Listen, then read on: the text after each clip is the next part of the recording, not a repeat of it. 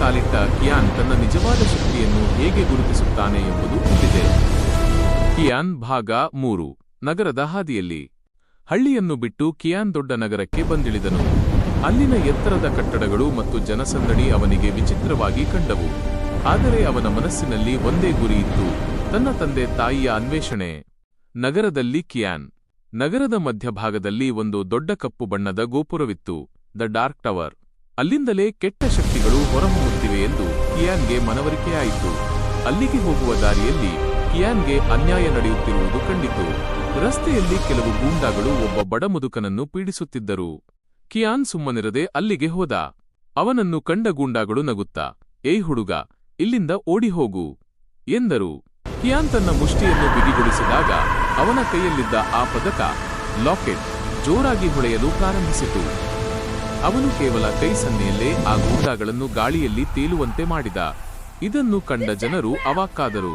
Qian ಈಗ ಕೇವಲ ಒಬ್ಬ ಹಳ್ಳಿಯ ಹುಡುಗನಾಗಿರಲಿಲ್ಲ, ಅವನು ಒಬ್ಬ ರಿಯಲ್ ಹೀರೋ ಆಗಿ ಹೊರಹೊಮ್ಮುತ್ತಿದ್ದ. ಮುಖಾಮುಖಿ. ಅದೇ ಸಮಯದಲ್ಲಿ ಆ ಕಪ್ಪು ಗೋಪುರದಿಂದ ಒಬ್ಬ ಮನುಷ್ಯ ಕೆಳಗಿಳಿದು ಬಂದ. ಅವನು ನೋಡಲು ಮನುಷ್ಯನಂತಿದ್ದರೂ ಅವನ ನೆರಳು ಮಾತ್ರ ಅಸುರನಂತಿತ್ತು. ಅವನ ಹೆಸರು ಕಾಲಪುರುಷ. ಕಾಲಪುರುಷ ಅಬ್ಬರಿಸಿದ, ಕಿಯಾನ್, ನಿನ್ನ ತಂದೆ ತಾಯಿಯನ್ನು ನಾನು ಸೆರೆಹಿಡಿದಿದ್ದೇನೆ. ನೀನು ಅವರನ್ನು ಉಳಿಸಬೇಕೆಂದರೆ ನನ್ನನ್ನು ಸೋಲಿಸಬೇಕು.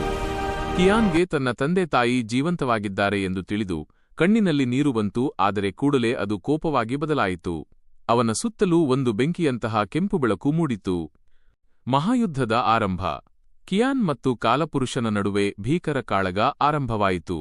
ಕಾಲಪುರುಷ ಕತ್ತಲೆಯ ಶಕ್ತಿಯನ್ನು ಬಳಸಿದರೆ ಕಿಯಾನ್ ತನ್ನ ಪದಕದ ಪವಿತ್ರ ಶಕ್ತಿಯನ್ನು ಬಳಸಿದ.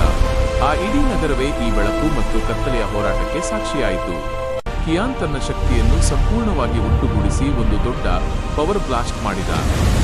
ಕಾಲಪುರುಷ ಹಿಂದೆ ಸರಿದು ಹೇಳಿದ, ಇದು ಕೇವಲ ಟ್ರೈಲರ್ ಮಾತ್ರ, ನಿಜವಾದ ಆಟ ಇನ್ನು ಮುಂದೆ ಇದೆ ಎಂದು ಹೇಳಿ ಮಾಯವಾದ. ಕ್ಲೈಮ್ಯಾಕ್ಸ್ ಕಡೆಗೆ. ಕಿಯಾನ್ ಈಗ ಗೆದ್ದಿರಬಹುದು, ಆದರೆ ಅವನ ತಂದೆ ತಾಯಿ ಎಲ್ಲಿದ್ದಾರೆ ಎಂಬುದು ಇನ್ನೂ ನಿಗೂಢವಾಗಿದೆ.